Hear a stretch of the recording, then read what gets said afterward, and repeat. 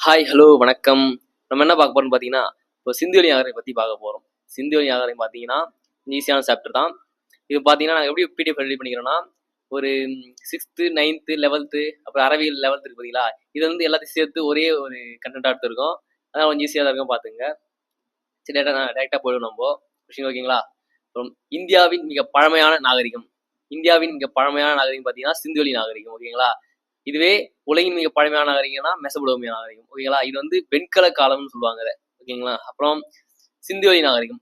சிந்துவெளி நாகரிகம் பார்த்தீங்கன்னா, வடமேற்கே வந்து சட்காட் ஜெண்டர்னு இடத்துலயும், வடக்குல வந்து ஷார்டிகை இது ஆப்கானிஸ்தான்ல இருக்குது. அப்புறம் கிழக்கே ஆலம்கீர் இது வந்து யூபி அதாவது உத்தரப்பிரதேசத்துல இந்தியால தான் இருக்கு. அப்புறம் தெற்கே பார்த்தீங்கன்னா தைமாபாத். தைமாபாத் பார்த்தீங்கன்னா மகாராஷ்டிரால இருக்கு. இங்க ஏதோ எல்லைலாம் இருக்கு இதோட. அப்புறம் இதோட பரப்பளவு பார்த்தீங்கன்னா 1.5 மில்லியன் சதுர கிலோமீட்டர் பரப்பளவு கொண்டது. இது பார்த்தீங்கன்னா 1.5 மில்லியன் சதுர கிலோமீட்டர் பரப்பளவு கொண்டது. ஓகேங்களா? அதுக்கப்புறம் இது பார்த்தீங்கன்னா திட்டமிடப்பட்ட நகர அமைப்பை கொண்டது. இது திட்டமிடப்பட்ட நகர அமைப்பை கொண்டது. இது நகர அமைப்பு பார்த்தீங்கன்னா ஹரப்பா வந்து எங்க இருக்குன்னா பஞ்சாப்ல இருக்கு, பாகிஸ்தான் பஞ்சாப்ல இருக்கு. அப்புறம் மொஹஞ்சதாரோ பார்த்தீங்கன்னாலும் சிந்து நதியில இருக்கு. அப்புறம் தொலவிரா வந்து குஜராத்ல இருக்கு. அப்புறம் காளிபங்கன் வந்து ராஜஸ்தான். ஓகேங்களா? அப்புறம் ராக்கி கார்கினா ஹரியானால இருக்கு. அப்புறம் லோத்தல் வந்து குஜராத்ல இருக்குது. பனவாலி வந்து ராஜஸ்தான்ல இருக்கு. ஓகேங்களா? இதான் வந்து முக்கியமான நகரங்கள். ஓகேங்களா? முக்கியமான நகரங்கள் இதெல்லாம். அப்புறம் ஹரப்பா தான் முதலில் கண்டுபிடிக்கப்பட்ட இடம் என்பதால் இதற்கு ஹரப்பா நாகரிகம் என்று பெயர் இருக்கு. ஓகேங்களா? இதுக்கு ஹரப்பா நாகரிகம் பெயர் இருக்கு. அப்புறம் இது வந்து 2 வகையான செங்கல் பயன்படுத்தியிருக்காங்க. சுட்ட செங்கலும் பயன்படுத்துவாங்க. அப்புறம் சுடாத செங்கலும் வீடு கட்டுறதுக்கு கட்டுமானத்துக்குலாம் பயன்படுத்தி இருக்காங்க. சரிங்களா? அப்புறம் நகரங்கள் வந்து சட்டக வடிவமைப்பில் திட்டவட்டமாக கட்டப்பட்டது. சட்டக வடிவமைப்பில் கட்டப்பட்டிருக்காங்க. திட்டவட்டமாவே பிளான் பண்ணி கட்டியிருக்காங்க. ஓகேங்களா? அப்புறம் மூடப்பட்ட கழிவு நீர் வந்து மூடப்பட்ட கழிவுநீர் வடிகால் வந்து அனைத்து வீடுகளையும் இணைக்கும்படி பண்ணியிருப்பாங்க. இது வந்து சுட்ட செங்கற்களால் கட்டப்பட்டது. மூடப்பட்டிருக்கும் இதெல்லாம் பார்த்தீங்கன்னா. சுட்ட செங்கற்களால் மூடப்பட்டிருக்கும். அனைத்து வீடுகளையும் இணைக்கிற மாதிரி கட்டியிருப்பாங்க. அப்புறம் ஐரோப்பாவில் முதலில் வருகை தந்தவர் யாருன்னா ஹரப்பாவிற்கு முதலில் வருகை தந்தவர் பார்த்தீங்கன்னா சார்லஸ் மேசன். இப்ப வந்து 1826 வந்து ஹரப்பாவை பற்றி தன்னோட நூல்ல குறிப்பிட்டிருப்பார். தன்னோட நூல்ல 1826 சார்லஸ் மேசன் வந்து குறிப்பிட்டிருப்பார். அப்புறம் அம்ரி என்னும் ஹரப்பா பண்பாட்டுக்கு தொடர்புடைய இடத்திற்கு வந்து அலெக்சாண்டர் பர்ன் வந்து வருகை வந்திருப்பாரு. எப்பன்னா பாத்தீங்கன்னா 1831 அம்ரி என்ற ஹரப்பா பண்பாட்டிற்கு தொடர்புடைய இடத்துக்கு வந்து அலெக்சாண்டர் பர்ன் வந்து வருகை தந்திருப்பார். அப்புறம் ஹரப்பா லாகூரில் இருந்து முல்தானுக்கு ரயில் பாதை அமைப்பதற்கு அழிக்கப்பட்டது. இது அழிச்சிட்டாங்க. என்னன்னு பாத்தீங்கன்னா லாகூர்ல இருந்து முல்தான் என்ற ஊருக்கு வந்து ரயில் பாதை அமைப்பதற்காக அங்க வந்து தோண்டி போட்டுட்டு இருப்பாங்க. இது பாத்தீங்கன்னா 9th புக்ல பாத்தீங்கன்னா லாகூர் இருந்து முல்தான் கொடுத்துருப்பாங்க. 11th புக்ல வந்து பாத்தீங்கன்னா லாகூர் டு கராச்சின்னு சொல்லியிருப்பாங்க. நம்ம அதுக்கேற்ற மாதிரி படிச்சுக்க வேண்டியதுதான். பாத்தீங்கன்னா 1920 பாத்தீங்கன்னா பல ஆய்வாளர்கள் வந்து ஹரப்பா மற்றும் மொஹஞ்சதாரோவை ஆய்வு செஞ்சாங்க. நிறைய பேர் வந்து ஆய்வு செஞ்சாங்க. நிறைய பேரால கண்டுபிடிக்க முடியல. அப்புறம் வந்து பாத்தீங்கன்னா 1924 பார்த்தோன்னா ஜான் மெர்ஷல் வந்து இந்திய தொல்பொருள் இயக்குனரா இருந்தாரு. இந்திய தொல்பொருள் ஆய்வுத்துறையின் இயக்குனரா இருந்தாரு. அவர் வந்து வந்து ஹரப்பாவை பத்தியும் ஹரப்பா மொஹஞ்சதாரோ ரெண்டுத்தையோட கண்டறிந்து அதுக்கான பொதுவான அம்சங்கள் வந்து குறிப்பிட்டிருப்பாரு. அது பாத்தீங்கன்னா இந்திய தொல்லியல் துறை வந்து 1861 அலெக்சாண்டர் கன்னிங்ஹாம் என்பவரால் உதவியுடன் நிறுவப்பட்டது. இதோட தலைமையகம் பாத்தீங்கன்னா டெல்லி. அலெக்சாண்டர் கன்னிங்ஹாம் 1861 பாத்தீங்கன்னா. அப்புறம் சிந்துவெளி மக்கள் மிகப்பெரிய தானிய களஞ்சியம் பயன்படுத்தினாங்க. சிந்துவெளி மக்கள் வந்து மிகப்பெரிய தானிய களஞ்சியம் வந்து பயன்படுத்தியிருப்பாங்க. அது பாத்தீங்கன்னா 1680 அது வந்து 168 அடி நீளமும் 135 அடி அகலமும் 52 அடி உயரமும் 9 அடி கனமும் உடையது. பாத்தீங்கன்னா 168 அடி நீளம் இருக்கும், 135 அடி அகலமாவும் இருக்கும், 52 அடி உயரமாவும் இருக்கும், 9 அடி கனமாவும் இருக்கும். ஓகேங்களா? அதுக்கப்புறம் இது வந்து 2 வரிசையா கட்டப்பட்டிருக்கும். இந்த 2 வரிசைக்கு இடைப்பட்ட தொலைவு வந்து 23 அடி. பாத்தீங்கன்னா 2 வரிசையா கட்டப்பட்டிருக்கும். 2 வரிசைக்கும் இடைப்பட்ட தூரம் வந்து 23 அடிகள். அப்புறம் மொஹஞ்சதாரோல பாத்தீங்கன்னா பெரிய நீச்சல் குளம் ஒன்று கட்டப்பட்டிருக்கு. இது வந்து பொது நீச்சல் குளம்னு சொல்லுவாங்க. அப்புறம் பாத்தீங்கன்னா இது வந்து குளத்துல வந்து அந்த நீரை நிரப்புறதுக்கும் வெளியேற்றதுக்கும் நீர்ப்பாதைகள் தனித்தனி இருந்திருக்கு. நிரப்புறதுக்கும் வெளியேற்றதுக்கும் தனித்தனி நீர்ப்பாதைகள் இருக்கான். அதுக்கப்புறம் பாத்தீங்கன்னா தரைத்தளத்தில் நீரை வந்து உறிஞ்சாமல் அப்படியே இருக்க நீலக்கீல் எனும் ஜிப்சம் கலந்த சுண்ணாம்பு கலவை வசையா பயன்படுத்தியிருப்பாங்க. நீலக்கீல் எனும் ஜிப்சம் கலந்த சுண்ணாம்பு கலவை வசையா பயன்படுத்தியிருப்பாங்க. அப்புறம் குளத்துல வந்து 4 பக்கங்களிலும் நடபாதை உள்ளது. குளத்துல 4 பக்கங்களிலும் நடபாதை இருக்குதான். நடபாதையில் பல அறைகள் உள்ளன. 4 பக்கங்களிலும் நடபாதை இருக்கு. பல அறைகளை கொண்டது இந்த குளத்துல இருக்குது. இது வடக்கிலும் தெற்கிலும் படிக்கட்டுகள் உள்ளன. வடக்கிலும் தெற்கிலும் படிக்கட்டுகள் உள்ளன. பாத்தீங்கன்னா அரப்பா மக்கள் கோதுமை, பார்லி, அவரை, கொண்டைக்கடலை, எள் ஆகியவற்றை பயிரிட்டு இருக்காங்க. கோதுமை, பார்லி, கொண்டைக்கடலை, எள், அவரை போன்ற பயிர் வச்சிருக்காங்க. அது பாத்தீங்கன்னா அரப்பா மக்கள் உழவுக்கு கலப்பையை பயன்படுத்தினர். அரப்பா மக்கள் உழவுக்கு கலப்பையை பயன்படுத்தினாங்க. இது உழுத நிலங்கள் காலிபங்கள்ல கண்டுபிடிச்சிருக்காங்க. உழுத நிலங்களை இப்போ தெரியுதான். இப்போ அப்புறம் பாசனத்திற்காக கால்வாய்கள் மற்றும் கிணறுகளை பயன்படுத்திருக்காங்க. பயிரிடுவதற்கு கால்வாய்கள் மற்றும் கிணறுகளை பயன்படுத்தியிருக்காங்க. அப்புறம் அரப்பா மக்கள் இரட்டை பயிரிடல் முறையை பயன்படுத்திருக்காங்க. வருஷத்துக்கு 2 முறை தான் பயிர் வைப்பாங்களாம். அதை இரட்டை பயிரிடல்னு சொல்லுவாங்க. அப்புறம் இவங்க ஆடு, மாடு, பன்றி, ஆமை, மீன் ஆகியவற்றை இறைச்சியாக உண்டு சாப்பிட்டுருக்காங்க. ஆடு, மாடு, பன்றி, ஆமை, மீன் ஆகியவற்றை இறைச்சியாக சாப்பிட்டுருக்காங்க. அதுதான் மரப்பலகை, மண் சிப்பி, வெண்கல கிண்ணி ஆகவே உட்கலன்களாக பயன்படுத்திருக்காங்க. உட்கலன்கள் மரப்பலகை, மண் சிப்பி, வெண்கல கண்ணி இது சாப்பிட்றது தட்டு மாதிரி பயன்படுத்திருக்காங்க. அப்புறம் வேளாண்மை, கைவினை பொருட்கள், பானை வணைதல், அணிகலன்களை செய்தல் போன்றவை செய்தாங்க. அவங்க இதோட வேலைகளே பார்த்தோன்னா கைவினை பொருட்கள் செய்தல், வேளாண்மை செய்தல், பானை வணைதல், அணிகலன்கள் செய்தல் இதுதான் அவங்களோட வேலையா இருந்தது. அப்புறம் கால்நடை வளர்ப்பு அவங்க முக்கிய தொழிலாக இருந்திருப்பாங்க. கால்நடை வளர்ப்பு அவங்களோட முக்கிய தொழில். அது முதலில் பழக்கப்பட்ட விலங்கு பார்த்தீங்கன்னா நாய். முதலில் பழக்கப்பட்ட விலங்கு நாய். அப்புறம் அவர்கள் சக்கரத்தின் பயனை அறிந்திருந்தனர். இவங்க இரும்பின் பயனையும் இரும்பையும் அவர்கள் குதிரையையும் பற்றி அவர்களுக்கு அறியப்படவே இல்லை. இரும்பின் பயனையும் குதிரையும் பற்றி அவர்கள் அறியப்படவில்லை. சிந்துவெளி மக்களின் வழிபாடு பற்றி ஆதாரம் கிடைக்கவில்லை. சிந்துவெளி மக்களின் வழிபாடு குறித்து ஆதாரம் எங்கேயும் கிடைக்கல. ஆனா இது தாய் வழி மரபு பண்பாட்டை கொண்டதுன்னு சொல்றாங்க. தாய் வழி மரபு வழிபாட்டை கொண்டது. ஏன்னா இது அங்க பெண்கள் சிலை அதிகமாக கண்டுபிடிச்சிருக்கோம். அதனால மேக்சிமம் தாய் வழி மரபு தான் இருக்குன்னு கண்டுபிடிச்சு சொல்லிருக்காங்க. அது இவங்க இயற்கை கடவுளாக வழங்கியிருக்காங்க. இயற்கையை கடவுளாக வழங்கினாங்க. அரச மரத்தை ஆண் கடவுளாகவும், வேப்ப மரத்தை பெண் கடவுளாகவும் வழிபட்டிருப்பாங்க. அரச மரத்தை ஆண் கடவுளாகவும், வேப்ப மரத்தை பெண் கடவுளாகவும் பண்ணியிருப்பாங்க. ஓகேங்களா? அப்புறம் இவங்கள மாடுகளை ஜெபுன்னு அழைச்சிருப்பாங்க. மாடுகள் ஜெபுன்னு அழைச்சிருக்காங்க மாடுகளை. அப்புறம் பாத்தீங்கன்னா இவங்க ஐரோப்பா அரப்பா பொருளாதாரத்தில் கைவினை பொருட்கள் முக்கிய பங்கு வகித்தன. அரப்பா பொருளாதாரத்தில் கைவினை பொருட்கள் முக்கிய பங்கு வகித்தன. ஏன்னா அவங்க அதெல்லாத்தையும் ஏற்றுமதி பண்ணியிருப்பாங்க மெசபடோமியாவுக்கு. அதான் கொடுத்துருப்பாங்க. இங்க மெசபடோமியாவுக்கு வணிக தொடர்பு இருந்தாக யூனிஃபார்ம் ஆவணம் மெலுக்கா பற்றி குறிப்பிடுது. யூனிஃபார்ம் ஆவணம் மெலுக்கா பற்றி குறிப்பிடுது. மெலுக்கா எங்க இருக்குன்னு பாத்தீங்கன்னா சிந்துவெளி பகுதியில் இருக்குது. ஓகேங்களா? சிந்துவெளி பகுதியில் இருக்கிற மெலுக்கா அதை பத்தி யூனிஃபார்ம்ன்ற ஆவணத்துல குறிப்பிட்டிருக்காங்க. யூனிஃபார்ம் பாத்தீங்கன்னா மொகஜார்ல இருக்கு. மொகஜாரோட மொழி அதை சொல்லுவாங்க. ஓகேங்களா?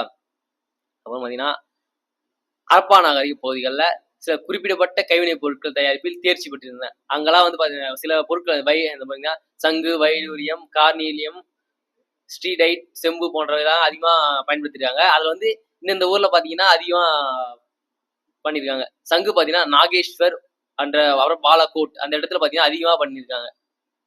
அப்புறம் பாத்தீங்கன்னா வைடூரியம் பாத்தீங்கன்னா ஷார்டுகை எங்க இருக்கு பாத்தீங்கன்னா ஆப்கானிஸ்தான் பார்டர்ல இருக்கு. ஆப்கானிஸ்தான்ல இருக்கு ஷார்டுகை. அப்புறம் கார்னிலியன் லோத்தல் குஜராத்ல இருக்குது. குஜராத்ல இருக்குது. அப்புறம் ஸ்ட்ரீட் தெற்கு ராஜஸ்தான்ல இருக்குது. ஸ்ட்ரீட் இது நுரைக்கல்னு சொல்லுவாங்க. ஸ்ட்ரீட் ரைட்னா நுரைக்கல். ஓகேங்களா? அப்புறம் செம்பு பாத்தீங்கன்னா ராஜஸ்தான்ல ஓமன் இந்த இடத்துலலாம் அதிகமா தயாரிச்சுக்கிறாங்க. ராஜஸ்தான் அப்புறம் ஓமன் பாத்துங்க. அதுக்கப்புறம் மொஹஞ்சதாரோவில் ஸ்ட்ரீட் கல்லாலான நுரைக்கல், அதாவது ஸ்ட்ரீட் கல்லான மதகுருவின் சிலை உள்ளது. மதகுருவின் சிலை மொஹஞ்சதாரோவில் இருக்குது. அது ஸ்ட்ரீட் கல்லுன்னு சொல்லுவாங்க, அல்லது நுரைக்கல்னு சொல்லுவாங்க, இல்ல மாக்கல்னு சொல்லுவாங்க. மாக்கல், நுரைக்கல், ஸ்ட்ரீட் கல்லாலானதுன்னு சொல்லுவாங்க. ஓகேங்களா? அப்புறம் செம்பாலான நடனமாடும் பெண்ணின் சிலை உள்ளது. அது பேரு பாத்தீங்கன்னா நடனமாதுன்னு சொல்லுவாங்க. செம்பாலான நடனமாடும் பெண்ணின் சிலைய நடனமாதுன்னு சொல்லுவாங்க. அப்புறம் இவங்க இசையிலும் நாட்டியத்திலும் அதிக ஆர்வம் கொண்டவர்களா இருந்திருக்காங்க. சிந்துவெளி மக்கள் பாத்தீங்கன்னா இசையிலும் நாட்டியத்திலும் அதிக ஆர்வம் கொண்டவர்களா இருந்திருக்காங்க. ஓகேங்களா? அதுக்கப்புறம் பாத்தீங்கன்னா மண்பாண்டங்கள் சிவப்பு நிற வண்ணத்திலும் பூசப்பட்டு கருப்பு நிறத்தால ஓய்வு திட்டப்பட்டிருப்பாங்க. இப்போ சிவப்பு நிறத்துல ஃபுல்லா பெயிண்ட் அடிச்சு பானையில அது டிசைன் பண்ணீங்கன்னா கருப்பு நிறத்துல பண்ணிருப்பாங்க. ஓகேங்களா? அதுவும் பாத்தீங்கன்னா இதை எப்படி செஞ்சிருப்பாங்க டிசைன்லாம் பாத்தீங்கன்னா அரச மரத்து இலை, மீன் செதில், ஒன்றை ஒன்று வெட்டும் வட்டங்கள், குறுக்கு நெருக்கமாக கோடுகள், கணித வடிவில் செடி, கொடிகள் அதெல்லாம் வந்து ஓவியங்களா அதுவும் கருப்பு நிறத்துல வரைஞ்சிருப்பாங்க. ஓகேங்களா? கருப்பு நிறத்துல வரைஞ்சிருப்பாங்க. அரச மரம், மீன் செதில், அது அரச மரத்து இலை சாரி. ஒன்றை ஒன்று வெட்டும் வட்டங்கள், குறுக்கும் நெருக்குமான கோடுகள் இதெல்லாம் பண்ணியிருப்பாங்க. இது வந்து லாஸ்ட் வேர்க்ஸ் எனும் மெழுகு அச்சில் உலோகத்தை உருக்கி சிலை வார்க்கும் தொழில் வந்து இது சொல்லுவாங்க. அதாவது உலோகத்தை உருக்கி அதை சிலைவாக்குறது. இது லாஸ்ட் வேர்க்ஸ்ன்னு சொல்லுவாங்க இந்த தொழில்நுட்பத்தை. அப்புறம் பார்த்தீங்கன்னா, உலோக கருவிகளை உருவாக்கும் ஒரு சில கல்லு பயன்படுத்திருப்பாங்க. ஒரு கருவிகள்லாம் தயாரிக்கிறதுக்கு. அது வந்து செட்டுன்னு சொல்லுவாங்க. இது வந்து சிலிக்கா எனும் கல்லுன்னு சொல்லுவாங்க அத. செட் கல் அதுன்னு சொல்லுவாங்க. அந்த செட்டுன்ற கல் வச்சு இந்த பிளேடுகள், கத்தி, செம்பு பொருட்கள், எலும்பாலான தந்தத்தால் செய்யப்பட்ட பொருட்களும் பயன்படுத்தியிருக்காங்க பார்த்தீங்கன்னா. எலும்பாலும் தந்தத்தாலும் செய்யப்பட்ட பொருட்களை பயன்படுத்தியிருக்காங்க. ஓகேங்களா? அப்புறம் ஹரப்பா மக்கள் முறையான எடைக்கற்களையும் அளவுகளையும் பயன்படுத்தியிருக்காங்க. முறையான எடைக்கற்களையும் அளவுகளையும் பயன்படுத்திருக்காங்க. தராசுகள் வந்து செம்பு தட்டாலும், எடைக்கற்கள் வந்து செட் என்ற எடைக்கற்காலும் உருவாக்குறாங்க பார்த்தீங்கன்னா. தராசு வந்து செம்பு தட்டாலும், எடைக்கற்கள் வந்து செட் என்ற கற்களாலும் உருவாக்கியிருப்பாங்க. செட் என்ற கல். சரிங்களா? அவர்கள் வந்து அவங்களுக்கு வந்து பார்த்தீங்கன்னா, 2 மடங்குல தெரிஞ்சிருக்கு. அதாவது பைனாரியல் சீரிஸ் அதை பத்தி தெரிஞ்சிருக்காங்க. ஏன்னா அவங்களுடைய வந்து எடைக்கற்கள் பார்த்தீங்கன்னா 1:3, 2:4, 8:16, 32 மடங்கா இருக்கு. அதாவது 2 மடங்கா இருக்குது. 2, 4, சாரி 1, 2, 4, 8, 16, 32 அப்படியே டபுளா போயிட்டே இருக்கு பாருங்க. ஓகேங்களா? அதுக்கப்புறம் பார்த்தீங்கன்னா, நுரைக்கல், செம்பு, சுடுமண், தந்தம் ஆகியவற்றால் முத்திரைகள் கிடைச்சிருக்கு. நுரைக்கல்லால செம்பு, சுடுமண், தந்தத்தால் ஆகியவற்றால் முத்திரைகள் கிடைக்கப்பட்டிருக்கான். அப்புறம் பார்த்தீங்கன்னா, ஹரப்பா பகுதியில் சுமார் 5000 எழுத்துக்களை உடைய சிறிய எழுத்து தொகுதிகள் கண்டுபிடிக்கப்பட்டுள்ளது. எழுத்து தொகுதி பார்த்தீங்கன்னா 5000 எழுத்து தொகுதிகள் கண்டுபிடிச்சிருக்காங்க. இது வந்து சராசரியா ஒரு பார்த்தீங்கன்னா, இது வந்து இவங்க எப்படி இருப்பாங்கன்னா, அவங்களுடைய கல்வெட்டு பார்த்தீங்கன்னா, இடதுபுறத்திலிருந்து வலதுபுறம் வந்திருக்கும். இடதுபுறத்திலிருந்து வலதுபுறத்திலிருந்து இடதுபுறம் வந்திருக்கும். ஓகேங்களா? அடுத்த லைன் பார்த்தீங்கன்னா, அப்ப இடதுபுறத்துல வலது போயிருக்கும். அப்புறம் வலதுலேருந்து இடது போயிருக்கும். அந்த மாதிரி போயிருக்கும். அவங்க கல்வெட்டுலாம் பார்த்தீங்கன்னா. அப்புறம் சிந்துவெளி நாகரிகத்தின் எழுத்துக்களை அறிந்து கொள்ள முடியவில்லை. அவங்களுடைய எழுத்து முறைகளை அறிந்து கொள்ள முடியவில்லை. அது வரைக்கும் இன்னொரு தெரியல அதை பற்றியான விவரங்கள். ஆனா சில அறிஞர்கள் என்ன சொல்றாங்கன்னா, இது திராவிட மொழிகளோடு ஒத்துள்ளது. இந்திய திராவிட மொழிகளோடு ஒத்துள்ளதுன்னு சொல்றாங்க இதை. அப்புறம் பார்த்தீங்கன்னா, சிந்துவெளி மக்கள் வந்து பருத்தி, கம்பளி, நார்பட்டு ஆகிய ஆடைகளை அணிந்திருந்திருக்காங்க. பருத்தி, கம்பளி, நார்பட்டு ஆகிய ஆடைகள் அணிஞ்சிருக்காங்க அவங்க. அப்புறம் வந்து மேலாடை, கீழாடை என முழு ஆடைகளும் அணிஞ்சிருக்காங்க. மேலாடை, கீழாடை தனித்தனி ஆடைகள்லாம் அணிஞ்சிருக்காங்க.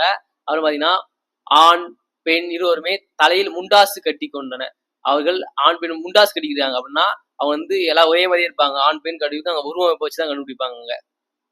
அப்புறம் சிந்துவெளி மக்கள் வந்து கண், காது, தொண்டை ஆகிய தொடர்பான நோய்களை குணப்படுத்துவதற்காக கட்டில் என்ற ஒரு மீன் வகையின் எலும்பை வந்து பயன்படுத்தியிருப்பாங்க. அந்த மருத்துவத்துக்காக கட்டில் எனும் மீனுடைய எலும்பை பயன்படுத்தியிருப்பாங்க. ஏன்னா எதுக்காகனா கண், காது, தொண்டை, தோல் தொடர்பான நோய்களுக்கு. பார்த்தீங்கன்னா இவங்க வந்து இறந்தவர்களை புதைக்கவும் செஞ்சிருக்காங்க, எரிக்கவும் செஞ்சிருக்காங்க. அவங்க புதைக்கவும் செஞ்சிருக்காங்க, எரிக்கவும் செஞ்சிருக்காங்க. அது மாதிரி திராவிட நாட்டில் இருக்கு பார்த்தீங்களா, இப்போ சவுத் இந்தியாவில் அவங்க வந்து பார்த்தீங்கன்னா இறந்தவர்களை வடக்கு தெற்காக புதைப்பாங்க. வடக்கு தெற்காக புதைக்கும் வழக்கம் இருந்தது. அதே மாதிரி சிந்துவெளி நாகரிகத்திலையும் வடக்கு தெற்காக புதைச்சிருக்காங்க. அப்புறம் எரிந்த உடலின் எஞ்சிய பாகங்களை அவர்கள் எரிந்த உடல் எஞ்சிய பாகங்களுடன் அவர்கள் பயன்படுத்திய பொருட்களையும் தாழியில் வைத்து புதைத்தாங்க. அவர் தாழியில அவங்களுடைய பொருளையும் அவங்களோட எஞ்சிய உடலையும் எடுத்து போட்டு அதை புதைச்சிருப்பாங்க. அப்புறம் பார்த்தீங்கன்னா சிந்துவெளி நாகரிகத்தோட துறைமுகம்னு பார்த்தீங்கன்னா புரோச் காம்பே. இது பார்த்தீங்கன்னா முக்கியமான சிறப்புட்டு இருந்தது. முக்கியமா சிறப்புட்டுன்னு சொல்லலாம் இதை. புரோச் காம்பே பார்த்தீங்கன்னா சிந்துவெளி நாகரிகத்தின் முக்கியமான துறைமுகங்கள். அது பார்த்தீங்கன்னா ஹரப்பாவில் கிடைத்த முத்திரைகள் 3 முகங்களை கொண்ட கடவுள் யோக நிலையில் சுற்றி வலதுபுறத்தில் யானையும் புலியும், இடதுபுறத்தில் காண்டாமிருகமும் எருமையும் பொறிக்கப்பட்டிருக்கான். சரிங்களா? பார்த்தீங்கன்னா 3 முகங்களை கொண்ட கடவுள் யோக நிலையில் இருக்காரு, உட்காந்துட்டு இருக்காரு. அவங்க பின்னாடி வந்து வலதுபுறத்துல வந்து யானையும் புலியும், இடதுபுறத்துல காண்டாமிருகமும் எருமையும் பொறிக்கப்பட்டிருக்கான். இது வந்து சிவன் சொல்றாங்க. அதை பார்த்தீங்கன்னா அது வந்து அவங்க பசுபதி வழிபாடுன்னு ஒண்ணு கடைபிடிச்சதா சொல்றாங்க. பசுபதி வழிபாடுன்னு சொல்றதுன்னா விலங்குகளை வந்து கடவுளா மதிக்கிறது. பசுபதின்றது விலங்குகளின் கடவுள்னு சொல்லுவாங்க. ஓகேங்களா? அப்புறம் சூரியனையும், நெருப்பையும், பாம்பையும் அவங்க வழிபட்டாங்க. சூரியனையும் நெருப்பையும் பாம்புகளையும் அவங்க வழிபட்டாங்க. ஓகேங்களா. அப்புறம் சிந்துவெளி நாகரிகம் காலநிலை, இயற்கை சீற்றம், வறட்சி, வெள்ளப்பெருக்கு ஆகியவற்றால் அழிந்திருக்கலாம்னு சொல்றாங்க. பின்னர் இது அழிஞ்சிருக்கலாம். ஆனா பின்னர் கிராம பண்பாடாக திரும்ப வளர்ந்ததுன்னு சொல்றாங்க. ஓகேங்களா. காலநிலை, இயற்கை சீற்றம், வறட்சி, வெள்ளப்பெருக்கு ஆகியவற்றால் அழிஞ்சிருக்கலாம் அப்படின்னு சொல்றாங்க. அப்புறம் பாத்தீங்கன்னா நாகரிகம் பரவி இருந்த இடம். நாகரிகம் எங்கெல்லாம் பரவிச்சுன்னு பாத்தீங்கன்னா நாகரிகமும் அதன் பரவி இருந்த இடம். யாரப்பா பாத்தீங்கன்னா ராவி நதிக்கரையில வளர்ந்துருக்கும். ராவி நதிக்கரையோரம் அங்க வந்து ஹரப்பா வந்து பகுதியில் இருந்திருக்கும். மொஹஞ்சதாரோ பாத்தீங்கன்னா சிந்து நதியோரம். மொஹஞ்சதாரோ சிந்து நதியோரம் இருந்திருக்கும். ரூபார்ன்றது வந்து சட்லெஜ் நதி. ரூபார்ன்றது சட்லெஜ் நதி. லோத்தல் வந்து பாத்தீங்கன்னா லோத்தலும் சட்லெஜ் நதி. ஆனா இது வந்து சபர்மதி வரும்னு நினைக்கிறேன். கொஞ்சம் செக் பண்ணி சொல்றேன். அப்புறம் காளிபங்கன் பாத்தீங்கன்னா காகர் நதி. காளிபங்கன் காகர் நதி. ஓகேங்களா. அப்புறம் சாகுந்தாரோன்றது சரஸ்வதி நதி. சாகுந்தாரோ சரஸ்வதி நதி. அப்புறம் தோலவீரா சுர்கோட்டான்றது குஜராத்ல இருக்கு. ஓகேங்களா. தோலவீரா சுர்கோட்டான்றது குஜராத்ல இருக்குது. அப்புறம் காளிபங்கனில் நெருப்பு குண்டலங்கள் கண்டறியப்பட்டுள்ளதுன்னு. காளிபங்கனில் நெருப்பு குண்டலம் கண்டறியப்பட்டுள்ளது. அதுக்கப்புறம் பாத்தீங்கன்னா உழுத நிலங்களுக்கு கண்டுபிடிச்சிருக்காங்க காளிபங்கன்ல. அப்படின்னா மயிலாடுதுறையில பாத்தீங்கன்னா கண்டுபிடிக்கப்பட்ட கற்கோடாரியில சிந்துவெளி குறியீடு இருக்கான். மயிலாடுதுறையில் கண்டெடுக்கப்பட்ட கற்கோடாரியில சிந்துவெளி குறியீடு ஒத்துள்ளதுன்னு சொல்றாங்க. அதுக்கப்புறம் இப்ப ரீசெண்டா 2007 என்ன பண்ணாங்கன்னா பூம்புகார் அருகே மேலப்பெரும்பள்ளம் இடத்துல வந்து ஒரு பானையின் ஓட்டுல வந்து பாத்தீங்கன்னா சிந்துவெளி இலச்சினையை ஒன்று ஒத்துள்ளதான். பானையின் குறியீடு வந்து சிந்துவெளி இலச்சினையை கொண்டுள்ளது அப்படின்னு சொல்றாங்க. ஓகேங்களா. 2007 பூம்புகார் அருகே உள்ள மேலப்பெரும்பள்ளத்துல. ஓகேங்களா. இது பாத்தீங்கன்னா ஆராய்ச்சி கண்டுபிடிச்சவங்க. இப்போ ஹரப்பா பாத்தீங்கன்னா ஹரப்பா இருக்கு பாத்தீங்கன்னா அந்த பகுதி நகரப்பகுதி அதை கண்டுபிடிச்சவங்க யாருன்னு பாத்தீங்கன்னா சார்லஸ் மேசன் யாரு ஸ்டார்டிங்கே ஹரப்பாவை கண்டுபிடிச்சது அவர் தான். 1826 கண்டுபிடிச்சிருப்பாரு. ஓகேங்களா. அதை பத்தி அவர் நூல் எழுதியிருப்பாரு. வேற மொஹஞ்சதாரோ பாத்தீங்கன்னா ஆர்டி பானர்ஜி. காளிபங்கன் பாத்தீங்கன்னா SR Rao. Kalibangan SR Rao. லோத்தலும் SR Rao. Ragi கர்கி SR Rao. Ragi கர்கி பாத்தீங்கன்னா ஹரியானால இருக்கு. லோத்தல் குஜராத், காளிபங்கன் ராஜஸ்தான். 3 வேற ஸ்டேட்டு. ஆனா எல்லாம் ஒரே ஒருத்தர் தான் பாத்தீங்கன்னா. ஓகே, எல்லாம் ஒரே ஒருத்தர் தான். ஓகே. அப்புறம் தோலவீரா பாத்தீங்கன்னா Jagathpathi Joshi. Okay.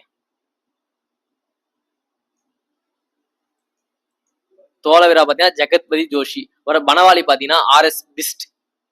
பனவாலினா RS Beast. அப்புறம் ஓகேங்களா. ஓகே. தோலவீரா ஜெகத்பதி ஜோஷி. ஓகே, அவ்வளவுதான் நினைக்கிறேன். அவ்வளவுதான். ஓகேங்களா. இது மட்டும் சிந்துவெளி நாகரிகத்தை மட்டும் படிச்சா போதும்னு நினைக்கிறேன். அந்த எல்லா இதுலயும் கண்டென்ட் எடுத்திருக்கோம். இந்த எல்லா புக்லையும் எடுத்திருக்கோம். ஓரளவு ஈஸியா தான் இருந்திருக்குன்னு நினைக்கிறேன். சரி, எப்படி இருந்தது சொல்லுங்க, கமெண்ட் பண்ணுங்க. நல்லா இருந்தா சொல்லுங்க, திருத்திங்கன்னா சொல்லுங்க. அடுத்த வீடியோ வந்து நல்லா கரெக்டா கமெண்ட் பார்த்து நான் போட்டுக்கிறேன். ஓகேங்களா. சரி, ஓகேங்க. நல்லா இருந்தா சப்ஸ்கிரைப் பண்ணுங்க. தமிழன் டிஎன்பிசியை சப்ஸ்கிரைப் பண்ணுங்க, கமெண்ட் பண்ணுங்க, லைக் பண்ணுங்க. ஓகேங்களா. தேங்க்யூ.